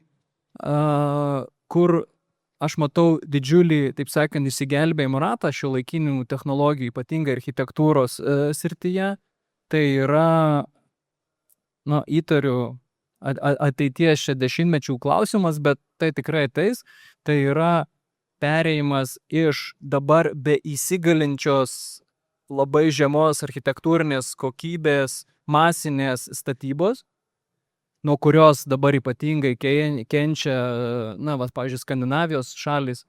Jie sako, mums gera architektūra, kokybiška architektūra yra per brangu. Norvegai. Sako, mums per brangu. Reikia galvoti, kaip čia, žmonėms gyventi, reiškia, o kaip tą prieinamumą padaryti, tai tipizacija, unifikacija, žmogaus rankų, sakant, darbo mažinimas ir visa kita. Labai teisingi dalykai, bet jie liūdi, sako, bet kokybė krenta, žmonės nesijaučia patenkinti, laimingi, jie jaučiasi, gyvena visiškai nejautrioj, nekontekstualioj aplinkoj. Tai šiuolaikinės tos technologijos AI pagrįsta robotizacija gali padaryti iš masinės unifikuotos statybos masinę individualizuotą statybą. Jeigu mes šitą ateisime, o tą turime ateiti, tuomet bus galima įrenginėti rozetės jungiklius kiekviename bute, visame name, atsižvelgus į kiekvieno poreikius, bet tai bus nebrangu, nes, kodėl neįrenginėja, nes, vėlgi, įrengti dabar tik unifikuotai gali. Unifikuotai, taigi niekam netinka. Esu beveik 90% projektų susidūrę su pilnai įrengtais butais, kuriuos ateina ir be gailesčio išdaužo. Apie tvarumą aš jau nebešneku, nes... Bet ar ten jūsų lygio įrengti tie butai? Greičiausiai tai būna masinis produktas, kuris pigiai daromas, greitai. Tai yra būtent, jeigu rimtieji architektai užsimtų ir šituo dalyku ir šiek tiek masiškesniu, būtų gal geriau. Bet yra problema, kad dabar yra labai sudėtinga padaryti individualizuotą masinę. Čia ir yra tas magic, apsukimas reikalingas. Sujungti du kol kas šiuo metu nesujungiamus dalykus. Nes vienas stambus vystytojas man yra pasakęs, žiūrėkit, jūs esate tos individualios architektūros, haute-couturinės architektūros kūrėjai, jūs esate dinozaurai nykstanti rūšis, nes tai yra per brangu, niekam nereikalinga, nes masinė surenkama ir taip toliau, yra ateitis. Taip, bet vėlgi, pakalbėjus su norvegais, jie jau dabar toje ateityje ir itin liūdni, itin nelaimingi, nes sako, reikia kažką daryti, nes nėra pasitenkinimo. Tai šitoje vietoje tos šiuolaikinės technologijos mūsų projektavime tikrai galėtų padaryti proveržį ir leisti būtent, vėlgi grįžti kokybei, bet per prieinamumą, nes čia ir yra, kaip sakant, čia būtų išmintingas sprendinys, ar ne? Ne tik smart, bet ir wise. Aišku, tos grėsmės, vėlgi, šiuolaikinės technologijos, vėlgi, kaip sakiau, didžiąją laiko dalį mes su jomis dirbame ir jos kitą kartą, tikrai įkalina ir tu, darai, kaip čia, ne bendrą visumą, o kuri sistemą. Sisteminius dalykus, kuri aiškius algoritmus, taip toliau. Tie algoritmai atskiruoju aspektu yra teisingi, racionalūs, pigus, bet kaip visuma negražu, negroja, nepriimtina, ar ne? Reikia globalaus požiūrio. Beje, žinote, miestų statybos katedra, kad buvo Kaune pradžioje įkurtas prieš 50 metų, dabar jinai virto urbanistikos katedra Vilniaus Gedimino technikos universitete. Tai jau 50 metų urbanistai yra labai sistemingai urbanistinės architektūros, šiaip jau, nes kaip po tokio ir nereikia skirties daryti, nes tai yra tas pats iš esmės žmogus, dabar tiesiog, srities požiūriai skirtingi, bet tas ne globalistinis, o holistinis, dabar mąstymas, jisai, leistų mums, kaip čia tas technologijas priversti dirbti teisinga kryptimi, naudingai, tvariai, išmaniai, ir sukurti tos, gražius dalykus. Nes čia, grožis gali skambėti labai, sakant, subjektyviai, bet tai yra, visuminio pasitenkinimo savo gyvenamąją aplinką, toksai žodis. Ačiū Jums. Šiek tiek norėčiau kolegą architektą papildyti. Mes nedarėm didelės imties statistinės apklausos savo klientų. Mes 34 metus dirbam su plėvelėm, plėvelės pasyvus kondicionavimas, efektyvumas, 4 kartų mažiau karščių pro langą, bet tiek, kiek siekia mano rankos, mano lūpos ir mano liežuvis. Aš paklausiu kliento, kodėl jūs darėte, kodėl jūs pasirinkote. Ir galiu pasakyti nuoširdžiai, tiek, kiek buvo, nei vienas man nepasakė, kad jis klijuoja plėvelę dėl CO2 mažesnių išlakų. Dėl karščio mažinimo, dėl izoliacijos, amerikiečiai duoda 30% lengvatą įrengimui mediko termoizoliuojančių plėvelių, Portugalai 15%, bet nei vienas lietuvis nepasakė. Ir aš nežinau, kur čia ta mūsų mokslininkų, profesorių švietimo spragos, aš nežinau kur. Jeigu mes žiniasklaidoje visur kalbame, išlakų mažinimas, CO2 kuras, dabar neseniai girdėjau vakar per radiją, kad krizė Hormūzo sąsiauryje, krizė vadinkim karu, dujų ūkiui problema bus metam laiko, jeigu karas dabar sustotų, kuro ūkių, benzino ūkių porai mėnesių, bet tai dar nesustojo. Ir niekam nebuvo aktualu, kad tai bus mažiau kuro naudojama, mažiau teršiame planetą. Tai tą mūsų tokį vartotojišką požiūrį, taip man patogu, man iš karto nešviečia, man iš karto nekaršta, aš sprendžiu problemą greitai, man reikia sienos griauti, bet aš nežinau, kas turi daryti tą švietėjišką funkciją, kuri yra viešai deklaruojama, kad geras tonas, yra rūpintis aplinką, bet fiziškai jos mes nesutinkam. Aš gal kiek sureplikuosiu, nes aš sakau, profesūros daržą šiek tiek švietimas eina, bet aš manau, kad švietimas jisai neatsiejomas ir nuo šeimos, nuo aplinkos, ar ne, kurioje mes esame.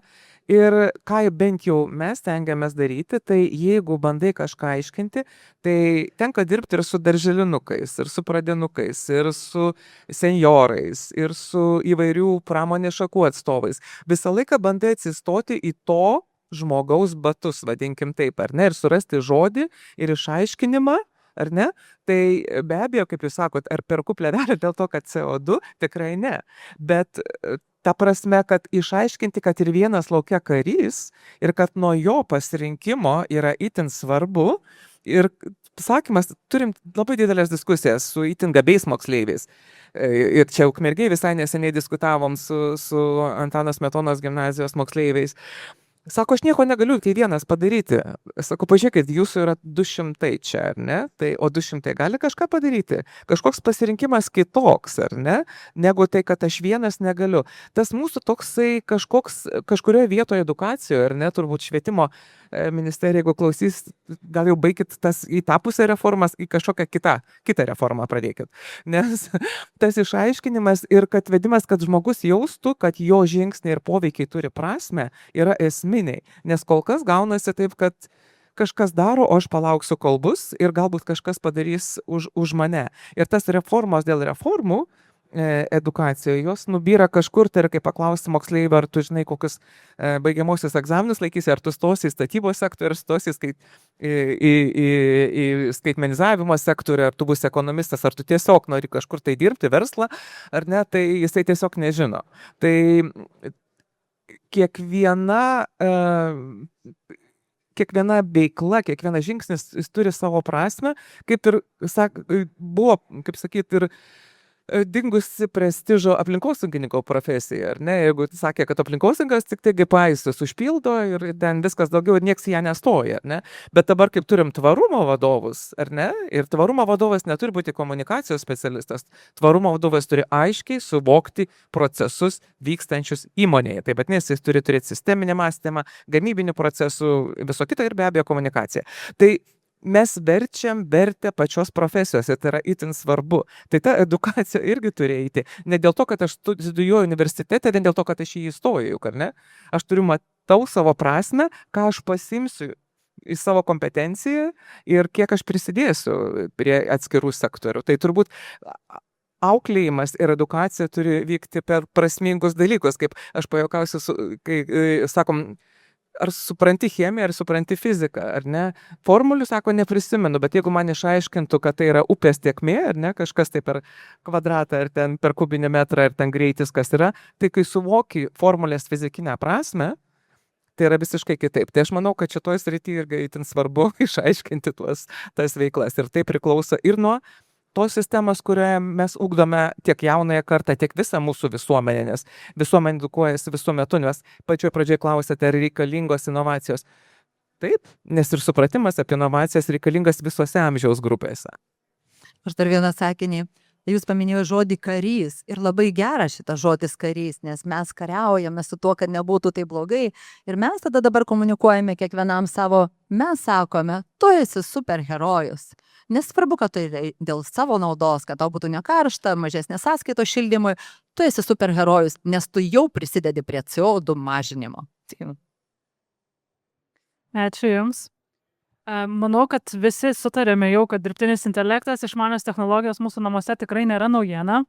Bet Raimundai, nežinau, ar jums yra tekę matyti tokių filmų, kaip pavyzdžiui IT, kuriame pasakojame apie informacijų technologijų specialistą, kuris pradėjo persekioti šeimą jų namuose, manipuliuoti technologijomis, kurios yra viduje, taip įsibrovė jų privatų gyvenimą ir visą tai naudojo prieš juos. Tai kaip padaryti, kad namai būtų ne tik išmanūs ir saugus ir kiek tokia situacija yra reali? Žinot, šitą dalyką mes kartais girdim iš tikrųjų iš savo potencialių užsakovų, ar tas išmanus namas negali išprotėti ir panašiai. Tai iš tikrųjų gali, jeigu jis bus padarytas nekokybiškas, pasirinkti kažkokios egzotiniai produktai, nepatikrinti serveriai Kinijoje ir dar kažkur baisiau, tai viskas tas įmanoma. Bet už tai tam ir yra visokios standartizuotos sistemos, kurios yra tikrinamos, kurios turi šifravimus ir panašius dalykus. Tai tikrai galima padaryti ir saugų, ir labai patogų tą išmanų namą. Deja, dažnai tas atsiremia iš tikrųjų į finansus. Nes galima padaryti bankinio lygio apsaugą tam pastatui, bet ar tai racionalu? Tai čia toks dalykas, bet mes daugelis tikrai matėm ir aš pats išaugau ant knygų fantastinių ir aš dabar matau realiai, kad tai yra vyksta ir mes vis toliau su tuo namu bendraujam kaip su kolega. Tai reiškia, tas namas gali ateityje tapti labai kaip šeimos nariu, su kuriuo galima bus pasišnekėti, jau kartais ir pasišneka žmonės su savo automobiliais. Tai mes kaip įmonė kol kas konservatyviai žiūrime į tai, mes tikrai dirbam su dirbtiniu intelektu ir bandymus atliekam, kaip jie gali valdyti namus, bet šiai dienai mes dar jų neįleidžiam į pastatus. Projektavimo stadijai taip, bet ne valdyme, todėl kad technologijos dar yra, darželio lygyje, bet labai greit vystosi ir tas vystimasis gali nueiti labai skirtingom kryptim. Vienos šalis labai stipriai riboja tą vystimąsi ir įdeda daugiau saugiklių, bet yra kitos šalis, kurios visiškai neriboja. Ir čia mes susidurėm su dideliais dalykais, kad sienų nėra. Ir žmonės gali naudoti labai skirtingus dalykus, ne tik privačiuose namuose, bet kas baisiau valstybinėse įstaigose, karinėse miesteliuose ir panašiai. Nėra šiai dienai politikos, kuri labai aiškiai apibrėžtų, ką galima naudoti, ką negalima naudoti. O čia tikrai yra pavojaus. Tai reiktų esminis dalykas, pasikliauti vis tik tai patikrintom šiai dienai technologijom ir kurias galima iš tikrųjų ištestuoti, pamatyti. Turėtų būti kažkokios tai centrai, mokymo, technologijų priežiūros tarnybos, nes mes einam į pavojingą zoną šiai dienai, tikrai. Tai kalbant apie kokybiškas technologijas, Daliau, kaip vertinat technologijų įtaką statybų kainų augimui? Ar inovacijos ir technologijos padeda sutaupyti statybų kaštus, ar kaip tik juos išplečia? Rytoj šitoje salėje vyks BIM projektų konkursas. Mes jau daugiau kaip 10 metų organizuojame šitą konkursą, tai yra Lietuvos statybininkų asociacija ir skaitmeninė statyba. Ir matome, ant kiek kyla branda šitų projektų kokybės, sudėtingumo, detalumo ir aplamai. Mes sėdime 3 salėje, Litexpo parodų rūmų. Šitas statinys turi taip pat BIM modelį. Statinio informacinį modelį. Jeigu pažiūrėsime, kokios technologijos ir kas yra įspręsta modelėje šito statinio ir palyginsime tos modelius, kuriuos rytoj pristatinės konkurso dalyviai, skirtumas didžiulis. Dabar kalbant apie įverčių samatas, kiek kainuoja šitos naujos technologijos. Turbūt ne vieną šiandien esam išbandę arba naudojame automobilį.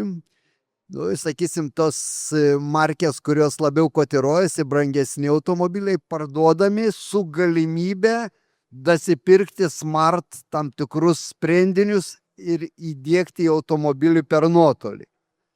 Tai statiniai šiandien pasiekia tokį lygį, kad galima ateityje bus į juos įdiegti daugybę išmanių sprendimų. Ir aišku, kiekvieną sprendimą galėsim užsakyti mėnesiui, savaitei, metams, priklauso nuo mūsų poreikio. Ką tik architektas kalbėjo, kad jeigu projektuojame, kartais susidurėme su įrangos įdiegimo problematika, rozetės, laidų išvedžiojimas. Paminėjo kolega, kad kartais parduoda butų su daline apdaila, ten reikia spręsti ir nekreipia dėmesio į tos laidus, tai šiandieną Maskas, didžiulis vizionierius, sprendžia klausimą su komanda, kaip išvis be rozečių pastatyti, be jungiklių pastatyti statinį. Labai bloga mintis. Ir kaip pereiti prie išmanaus sprendimo. Tai aš beveik esu tikras, kad mes žmonių kūrybingumo tikrai negalime nuspėti, kur nueis tos technologijos, bet aš galiu pasakyti tik vieną, kad kainos tikrai nemažėja ir jeigu šiandien turime mobilius telefonus, tai kiek tenai patentų yra įdėta. Jeigu turime automobilius, kiek patentinių licenzijų yra, sakysim, automobilio kainai. Jeigu suskaičiuosime statinį, kiek yra, sakysim, individualių su licenzijuotų, su patentais technologijų įdiegta statinį, tai lygiai taip pat pamatysime, kad yra labai daug. Ir aš beveik tikras, kad architektam bus iššūkis, kaip sukonstruoti, arba ne tik tai architektam ir konstruktoriam, kaip sukonstruoti statinį, kur savininkas galėtų dasipirkti išmanius sprendimus jau eksploatacijos stadijoje. Ir ko gero galima būtų papasakoti vieną iš irgi Siemens atstovės pasisakymų, kurie atstovavo Building Smart Alliansą ir įsigijo statinį Britanijoje ir labai išmanus. Ir su vyru kalbasi apie tai, kad atostogauti ruošiasi išvažiuoti už savaitės. Ir vyrai iškvietė nedelsiant išvykti į Skandinavijos vieną valstybę, jisai skrido ir žmona sako, skambina vyrui, sako, nežinau, kas darosi, pradėjau šalti.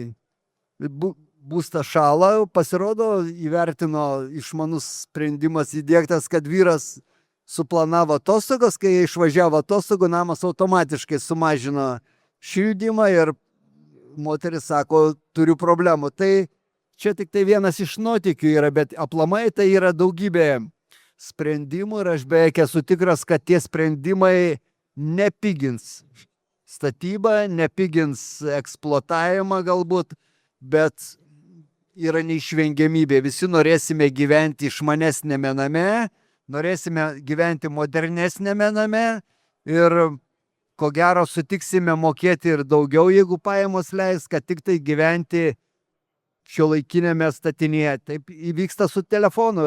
Prisiminkime istoriją, kaip telefonai evoliucionavo, telefono modelis ir šiandien jau kitą kartą bandai kažką įsidiegti ar į kompiuterį, ar į telefoną ir sako, jūsų jau šitas aparatas, sakysim, jau viskas, jau procesorius nebetraukia, jūs turite įsigyti naują ir aš beveik esu tikras, kad naują įsigydamas mokėsiu daugiau, statinį pirkdamas išmanesnį turėsiu mokėti daugiau ir manau, kad tai neišvengiamybė, reikia susitaikyti su ta gyvenimo tikrovė, kad nepinga viskas, kad reikia taupyti, jeigu norim gyventi moderniam name, jeigu norime turėti išmanius prietaisus, naudotis išmanę medicinos įrangą, technologijas, aš beveik esu tikras, kad reikia tam resursų ir galbūt čia ir yra visos žmonijos evoliucijos esmė, kad visą laiką nori geriausio, gražiausio,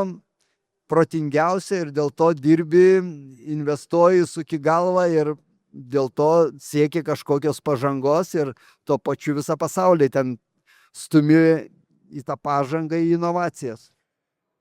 Aš beje, jūs paminėjot tą modelį, kur neišsimokėtina prenumeratos būdu. Yra tokie realiai objektai, Ispanijoje mes dalyvaujam tame, kur pasirodo, kad pigiau įrengti pilnas išmanės technologijas pastatui ir paskui jas pardavinėti prenumeratos metodu, nes žmogus turi bazinį funkcionalumą, jis jo naudojasi kaip paprastais jungikliais, bet jeigu jam reikia papildomai naudotis domofono, nori termostatą įsijungti, jis už tai moka ten 3 eurus per mėnesį. Tai tas pamažėlė susikaupė iki ten 19 eurų per mėnesį, bet jisai gali turėti. Bet išvažiuodamas atostogų, jis gali atsisakyti prenumeratos ir taip sutaupyti. Tai yra pakankamai toliai tai pažengiama jau. Renata, ar statybų sektorius Lietuvoje jau pasirengęs pilnai skaitmenizacijai ir kokius pokyčius matot ateityje? Na tai pokyčiai tikrai nusimato tie didieji, kaip minėjau, tas dirbtinis intelektas, jisai labai veržiasi, bet pridėsiu apie kainas, tai irgi labai brangi technologija. Tai pasižiūrėsim, kaip būtent rinkos žaidėjai, kaip įvertins, kas būtent pirmieji šoks į tą traukinį.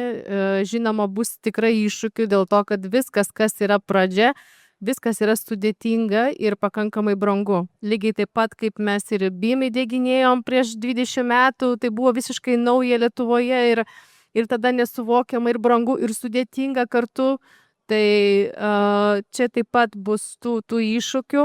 Aš manau, Lietuvoje tos didžiosios kompanijos, tai tikrai jos yra pažengusios ir pakankamai, aš tiesiog matau, ir galiu lyginti, nes dauguma mūsų klientų, kadangi mes parduodam savo kurtą programinį įrangą visam pasaulyje, tai susiduriam ir su didžiosiom kompanijom, tai tikrai lyginant su Lietuva, lietuviai nieko nenusileidžia. Didžiosios kompanijos tikrai yra nuostabios, puikios, inovatyvios, protingos ir tikrai tai yra tos įmonės, kurios gali labai greitai ir instinktyviai iššauti į priekį, būtent ir pritaikant protingai, pritaikant ir išmaniai pritaikant dirbtinės technologijas. Bet kitiem rinkos žaidėjam tai tikrai reikia pasitempti. Yra tikrai daug vietų, kur galima patobulinti ir gerinti ir inovatyviau dirbti, bet tai užtrunka ir trūksta, kaip sakiau, to persijungimo galvoje, kartu yra labai dar tie įpročiai senieji, labai sunku žmonėms vis dėlto iš tų įpročių savo ištrūkti ir lygiai taip pat, kaip sakiau, tai yra irgi vienas iš tų tokių piniginių reikalų, tai yra, bet kitaip, žmonės nepasiskaičiuoja arba neprotingai pasiskaičiuoja. Iš tikrųjų, tai viskas labai atsiperka, tik tai, kad reikia, kaip sakiau, protingai tai daryti tam, kad pasikonsultuoti ir protingai pasirinkti sprendimus, kurie tikrai užtikrintų tą, kaip sakyti, tą šuolį. Ir kartu turėti partnerį ar kažkokį konsultantą. Tai yra tos žmonės, kurie galėtų pakonsultuoti, padėti. Nesimokyti, kaip sakau, iš youtuberių, ne?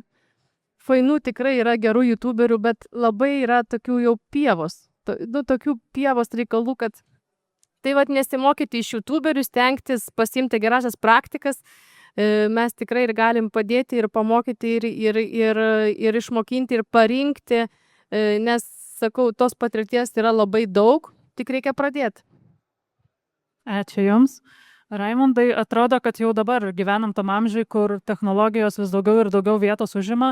Tai kaip Jūs manot, kaip namų automatikos sistemos galės atrodyti po 5 ar 10 metų? Norėčiau žinoti, man labai padėtų versle, bet iš tikrųjų tai čia ką buvo paminėta apie tą Maską, kuris čia planuoja be jungiklių, be rozečių. Iš tikrųjų tai tendencija yra panaši, kad bus kuo mažiau valdymo, bet kuo daugiau automatinio veikimo.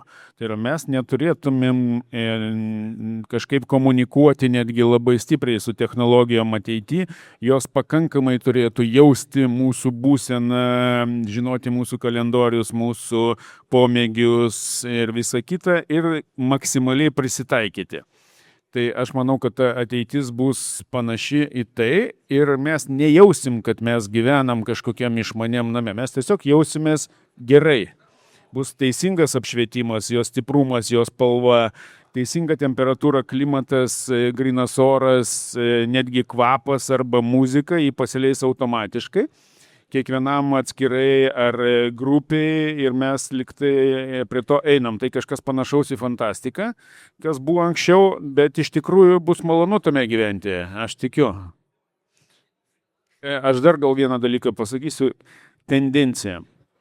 Yra labai didelė tendencija apjungimo tų pačių išmanių sprendimų arba pastatų automatikos su medicinos kryptimi. Kodėl? Todėl, kad yra labai daug pagyvenusių žmonių, jie vis tik nori gyventi savarankiškai, ne kažkokiose tai uždarytose grupėse ar panašiai.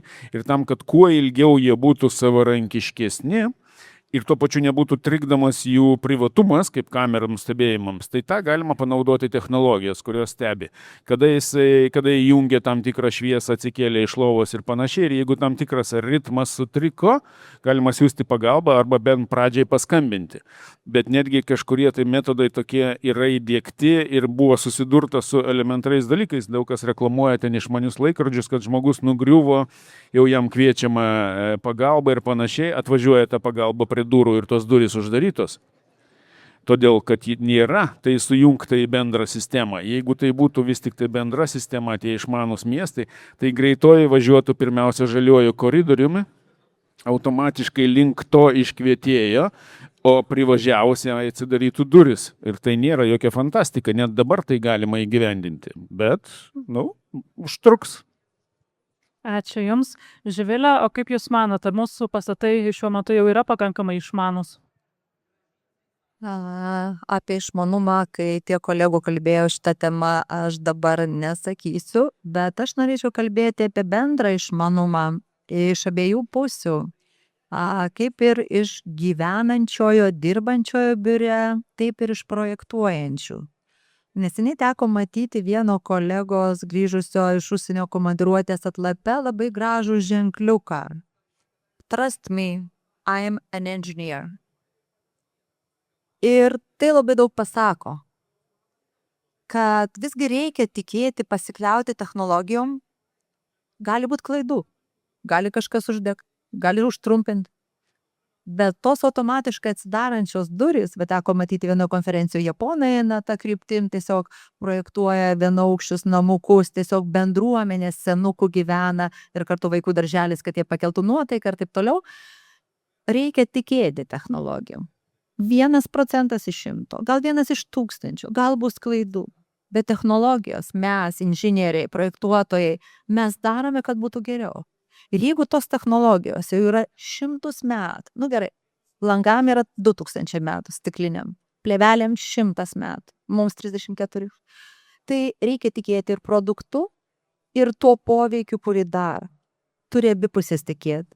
Lavintis užsakovas ir aišku, inžinierius, žmogus diplomuotas, kuris sukūrė projektą, sistemą, nereikia kvestionuoti. Reikia tikėti ir norėti už tai sumokėti dabar, o ne paskui. Ačiū Jums.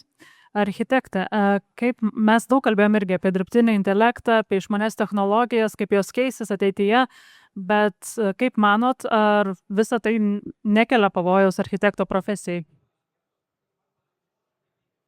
Tai aišku, ne. Tai mes labai džiaugiamės. Manau, kad man tai atrodo yra labai geras dalykas, kad tokie technologiniai dalykai randasi, nes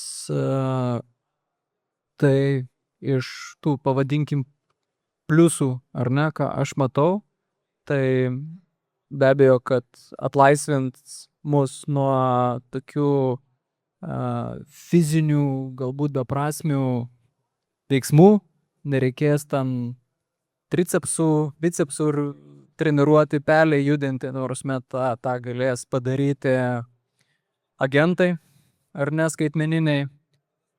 Ir didžiausias pliusas, kad atsiras mums daugiau laiko užsiminėti, tuo, kuo aš tikiu architektai ir turi užsiminėti, tai ta prasme, vizijų kūrimu, kad tai būtų, ne kaip pas mus klasifikatoriai rašyta architektūrinė paslauga, o būtų architektūrinė vizija ir filosofija, ar ne? Tai tam reikia laiko ir, kaip jau minėjau, mes dabar 80-20 turime, gal net dar mažiau iš tikrųjų. Tai aš tikiu, kad tos technologijos galės apversti mums tą laiką, kad architektas kaip kūrėjas galės skirti 80% savo laiko.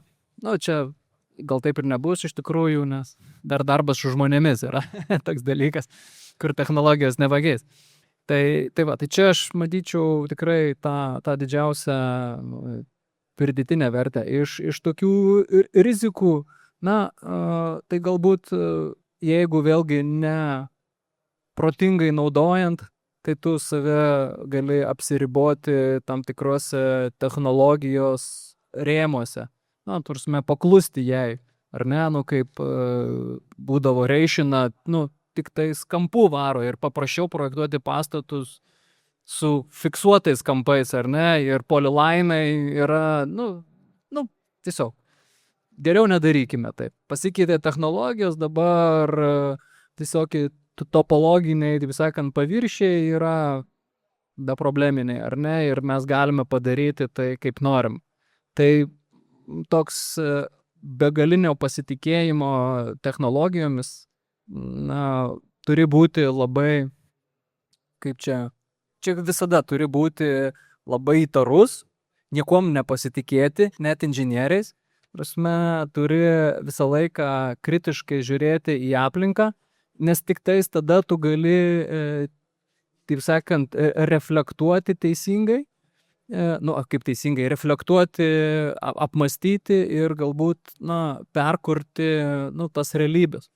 Nes vėlgi, kalbant apie vieną straipsnį skaičiau, kuriame amerikiečių tyrimas buvo jau prognozė, kad po maždaug 20-30 metų apie 80% specialybių, kurias mes žinome, tiesiog nebus, ar ne? Tai reiškiasi, mes, nežinom, ko mes nežinom, ar ne? Nes, vėlgi, dabar rūpinamės, kaip smart rozetės įdėti, kitas jau sako, iš jų nereikia. Tai gal, negalvokime apie tai, ar ne?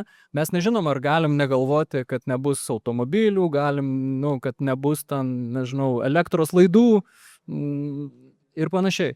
Bet visi žinome, kad, tikriausiai norėsime Saulės atokaitoje išgerti kavos prie katedros. Tikrai norėsime nuvažiuoti prie jūros, švarios jūros, gauti kažkiek saulės, smėlį švarų rasti, pušis neiškirstas ir neplasmasinės palmės. Tai, šitie dalykai, faktas, jie tikrai, jų norės. Ir, reikės mums šiuolaikinių technologijų tam, kad mes galėtumėme išsaugoti šitus dalykus, kažkur susikoncentruoti, kažkur, gyventi labiau susigrūdus, kaip pavyzdžiui, Japonai. Jie turi stipriai kelis kartus daugiau miško procentaliai išreiškus, lyginant su valstybės teritorija, negu Lietuva. Gyvena ir važinėja ten automobiliais, ten batų dėžutės dydžio, buteliai yra minimalūs, bet, šventas miškas, šventa aplinka, tai yra pamatiniai dalykai, kuriuos jie saugo. Tam ir technologijos ir bus reikalingos, kad mes galėtumėme būtent išeiti į miestą ilgiau, pavyzdžiui, teisingai, naudojant išmanes technologijas, modeliavimo įrankius, sumodeliavus miesto viešasias erdves, padarius neskersvėjuotas, saulėje, taip sakant, labiau gairinamas zonas, tu gali prailginti lauko laiką iki 2-3 mėnesių. Dabar mes ten lauke galime prabūti komfortiškai, kiek čia Lietuvoje, 6 mėnesius galbūt, 5, o tu galėtum prabūti vietoj, to dar plus 2 mėnesius, pavyzdžiui. Ar ne? Ir tai, nieko nekainuoja. Teisingai pastatyk namą, teisingai, įrenk medžiagas, atspindžius ir panašiai sukontroliuok mikroklimatą. Tai to šiuolaikinės technologijos, o tie modeliavimai mums tą padeda daryti. Kaip jau minėjau, čia ir dabar. Nes paradoksas, tarkim, mes gaunam iš užsakovų vystytojų užduotį projektavimui, ta užduotis remiasi rinkos analizę, maždaug dabar eina tokie ir tokie butai, žmonėm to ir to reikia. O eina dėl to, kad tai buvo pastatyti tie butai. Jie buvo pastatyti, statybos truko 2-3 metus, projektavimas truko, dar kokius 4 ar 3 metus, 2. Reiškiasi, mūsų projektavimo užduotis remiasi duomenimis, 10 metų maždaug duomenimis, ar ne? Tai apie kokią mes ateitį galime kalbėti? Mums reikalingi įrankiai, kurie leidžia realių laikų, čia ir dabar, be vėlavimo, reaguoti. Ir kitas dalykas, paskutinis, tai ukrainiečiai aiškiai parodė kryptį. Pigiai ir daug. Tai šitoj vietoj irgi, niekam brangių raketų nereikia, ne? Numušinėti droną kainuojantį kapeikas su milijonus kainuojančiais dalykais, ne. Lygiai taip pat kaip ir, mūsų sektoriuje spręsti brangiomis priemonėmis problemą, kuri yra tiesiog taisai klaidą, kad, tarkim, namą neteisingai pasukai, dėl to reikia daugiau lempų, reikia šiltesnių sienų, nes ten ant skersvėjo ir panašiai. Arba miestas yra nejaukus, ten kavinės į šiaurinę pusę gatvių neina, nieks nenuomoja patalpų, miestas nesurenka lėšų, žmonės bėga iš miesto į miškus, nes trūksta žalumynų.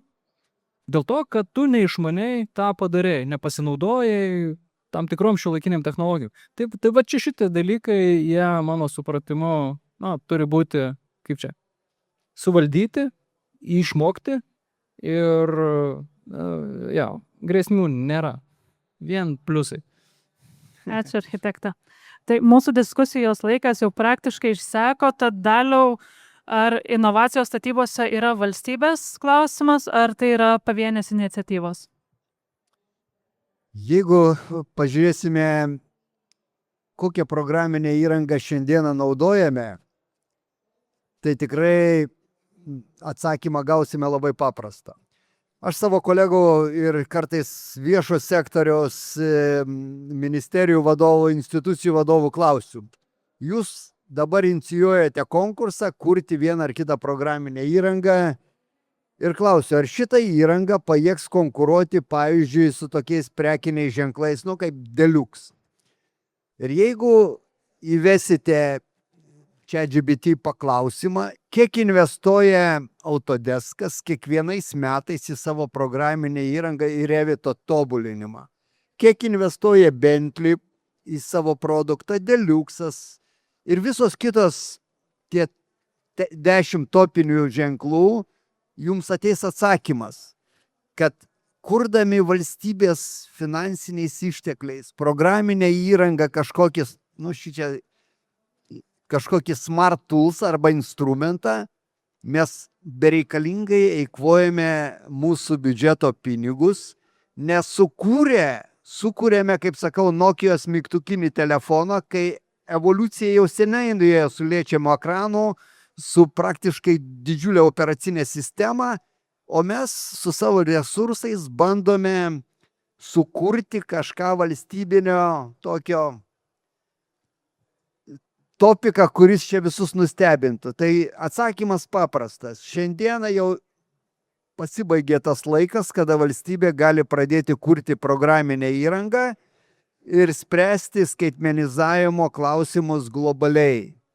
Neturime alternatyvos, privalome pasitikėti privačiais vendoriais, tie, kurie kūrė programinę įrangą, pasitikėti jų sprendimais ir tikrai negaišti laiko ir neįkvoti mūsų mokesčių mokėtojų pinigėlių, o paprasčiausiai naudoti licenzijas ir naudotis galimybėmis turėti naujausios kartos programinę įrangą. Bet kaip įrodyti valdžios institucijom, kad to daryti nereikia, tai labai sunku. Ir pasižiūrėkite, kiek šiandieną kiekvienos ministerijos biudžete yra numatyta asignavimų programinės įrangos kūrimui. Tai aš kitą kartą sakiau, jau geriau šitos pinigėlius paaukokime Ukrainai, bet nebandykime kurti, nes kai sukuria, reikia tobulinti, versijuoti, prižiūrėti taip toliau. Ir ant galo gaunasi, kad mes išleidžiame vėjais. Turime daugybę blogų pavyzdžių ir sveikatos sektoriui, ir aplinkosaugai, ir transporto sistemoje sukurtų išmaniaus judėjimos kažkokiu programinės įrangos, bet pats geriausias sprendimas pasinaudoti privačiais kūrėjais, jų programinę įrangą ir tikrai atsakymas paprastas. Privati iniciatyva, privatus verslas, jis turi didesnę motyvaciją kurti išmaniau, tobuliau, geriau ir niekada nepakonkuruos viešasis sektorius su privačiu sektorium, kurie kuria programinę įrangą. Tai ačiū Jums. Ir ačiū šiandien visiems susirinkusiems. Dėkoju, kad diskutavot. Tikiu, kad mūsų tinklalaidės žiūrovams taip pat kils daug įvairių minčių pasižiūrėjus. Ir galim palinkėti būti tuo, kaip minėjot, vienu kariu, kuris pradės keistis ir padės keisti mūsų tiek ir privatų požiūrį, tiek mūsų valstybės gerovę. Tai ačiū Jums.